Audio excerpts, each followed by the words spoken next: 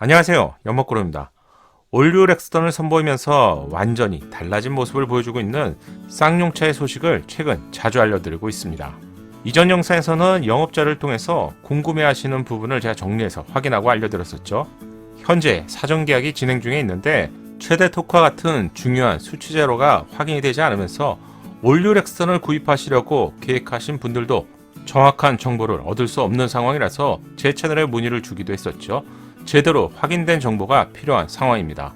어쩌면 이런 상황은 제조사 쪽에서도 원하지 않았겠죠. 또한 소비자도 원하지 않는 상황입니다. 제조사는 대리점 영업상을 통해서 세일즈 가이드와 같은 지침서를 전달하죠.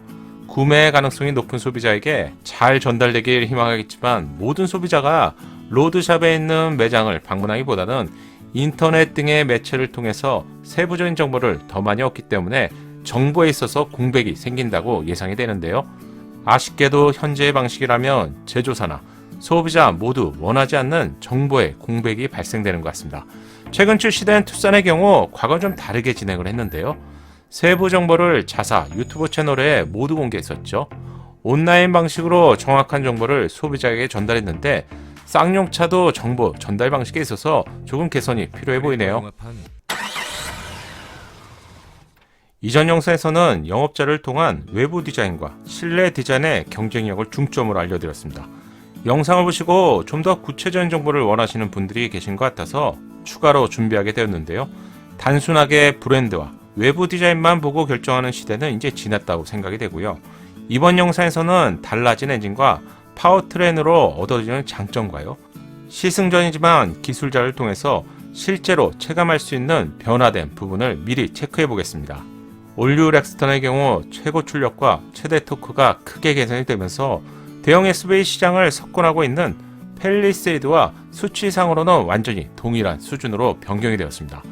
202마력, 최대 토크는 45.kg/m, 1600 구간에서 2600 rpm에서 발휘가 되고 있습니다. 반면 팰리세이드의 디젤 엔진의 경우 1750부터 2750 rpm에서 최대 토크가 발휘되기 때문에 동일한 스펙이지만 차이가 있습니다. 기술적인 설명은 서로 복잡하니 제외하고요. 더 빠르게 큰 힘이 발휘된다고 생각하시고요. 더 빠르게 사라진다. 이렇게 생각하시면 될 것 같네요. 가속을 하기 위해서 엑셀레이터를 밟죠.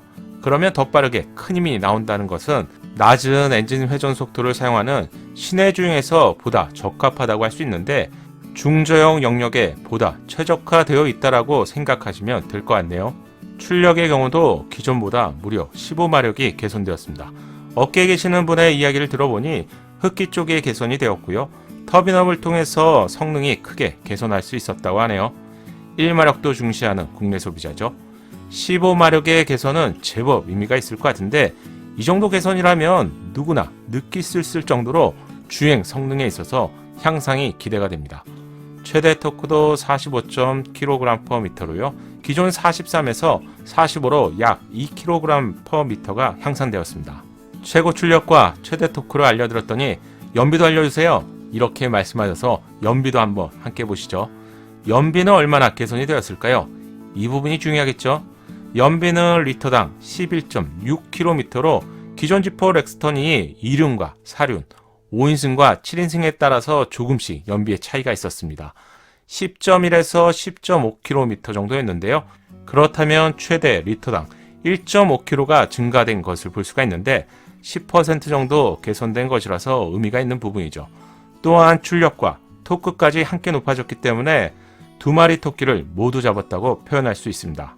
그냥 넘어갈 수 없겠죠. 경쟁 차량인 팰리세이드와 비교해 본다면 디젤 기준으로 11.5km에서 12.4km로 리터당 주행할 수 있는데 올류 렉스턴 11.6km와 비교해 본다면 비슷하거나 리터당 최대 0.8km 정도를 앞서는 상황입니다.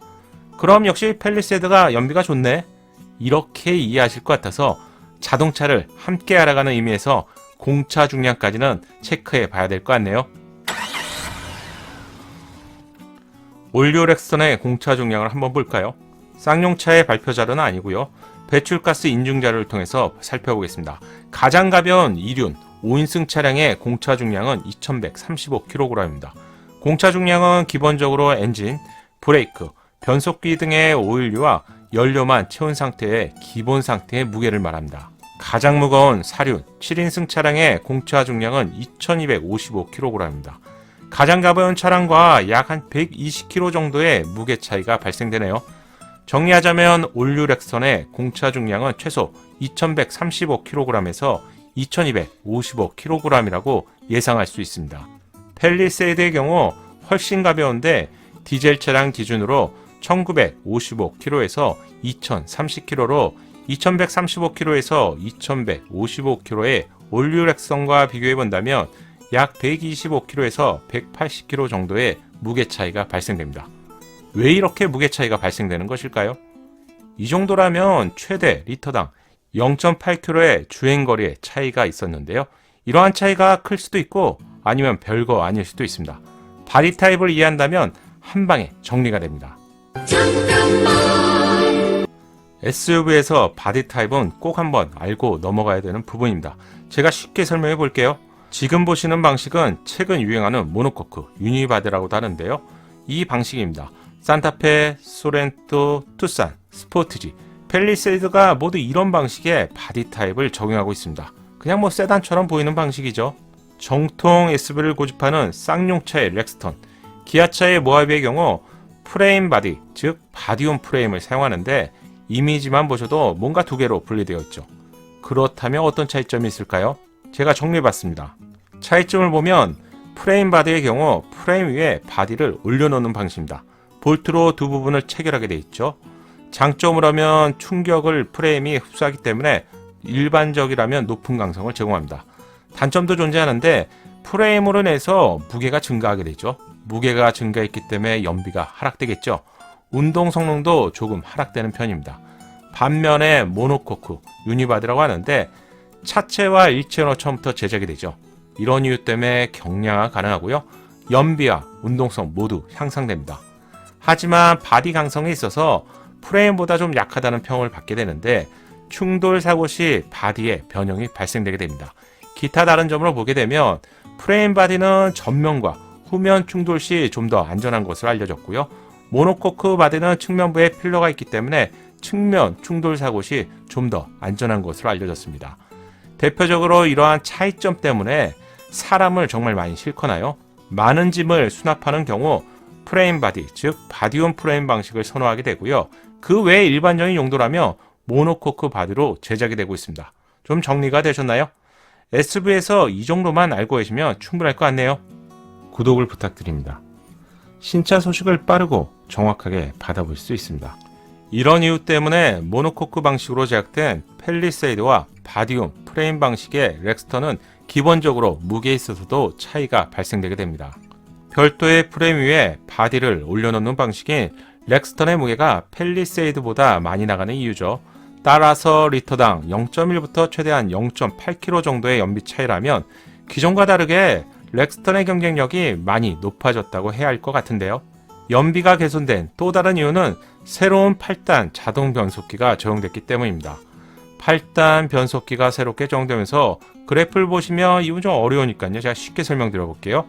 80km 전까지 기존과 동일한 패턴이죠. 파란색과 빨간색이 동일합니다. 하지만 80부터 100km 구간에 기존 붉은 색상 구간을 파란 색상이 두 개로 나눈 것을 볼 수가 있습니다. 이 파란 색상이 올류 렉스턴이죠. 이렇게 나눈 이유는 다단화가 적용됐다는 것인데 연비 절감과 함께 부드러운 가속감이 적용되었습니다. 또한 100km 이후에 100km부터 140km 구간을 보시면 기존보다 변속을 좀 늦추면서요. 중고속 영역에 있어서도 개선이 되었을 것으로 예상됩니다. 렉스턴 차량은 후륜구동의 차량이죠. 새롭게 적용된 변속기가 파워텍으로 알려졌는데요. 구동 특성상 모하비에 적용된 8단 후륜 변속기와 세부 스펙에는 차이가 좀 있겠지만 좀 더 유사할 것 같네요. 새로운 변속기가 교체가 되면서 MVH 정수석 부분이죠. 이 부분도 개선된 것을 확인할 수 있습니다. 자료를 보시면 정차 및 주행 시 기존 지포 렉스턴이나 모하비보다도 미세한 수치지만 좀 더 우세한 것을 볼 수가 있네요. 소음을 개선하기 위한 노력도 찾아볼 수가 있는데 휠하우스 커버도 직물 타입 흡음재 소재로 보강한 것을 확인할 수 있습니다. 신차가 출시되면 여러분께 새로운 엔진룸과 하체 부분을 집중적으로 알려드리기 위해서 휠하우스 커버를 꼭 제거하게 되는데요. 차량 등급에 따라서 확실한 차이가 있는 부분이 바로 휠하우스의 커버입니다. 심지어는 동급인 K5와 소나타에서도 등급이 다른 소재가 적용된 것을 보면서 한 번씩 놀라게 됩니다. 그랜저와 제네시스 당연히 흡음 소재에 있어서 차이가 있습니다. 올류 렉스턴의 경우 플라스틱 소재에서 섬유 소재가 혼합된 직물 타입 흡음재로 보강된 것을 알 수가 있네요. 소음이 중점적으로 발생되는 전륜 뒤쪽 부분하고요. 호르온 휠하우스 전체에 직물 타입 흡음재가 적용되었습니다. 또한 도어를 통해서 외부에서 유입되는 소음을 좀 더 효과적으로 차단하기 위해서 사중 구조의 실링 소재가 적용된 것을 확인할 수 있네요. 이러한 결과는 그래프를 좀 보시면 좀 작게 보이죠. 2000부터 3000 rpm 구간에서 실내 노이즈가 기존 G4 렉스턴보다 많이 줄어들었습니다. 경쟁 차량은 논외로 하더라도 기존 G4 렉스턴보다 개선된 점은 인상적이죠. 엔진룸에도 전면 쪽에 어라운드 실이 적용되었는데요. 앞쪽 부분이라서 미적용한 것보다는 심리적으로 좋겠지만 실제 체감되는 부분은 제 예상에는 크지 않을 것 같습니다. 공력 성능을 최적화하기 위해서 피님 파리나사의 윈드 터널에서 직접 투닝을 했다는 설명을 볼 수가 있는데 여기에는 마인드라와 전략적인 투자 관계죠.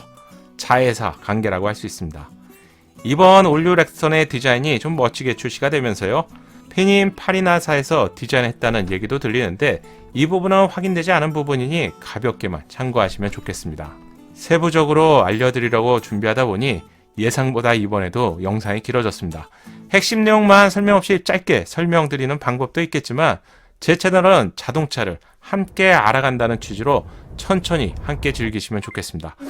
다음 영상에서는 승차감 개선 등을 포함한 기술적인 개선 부분에 한 발 더 다가가 보겠습니다. 연목구름의 신차 정보가 작은 도움이 되셨나요?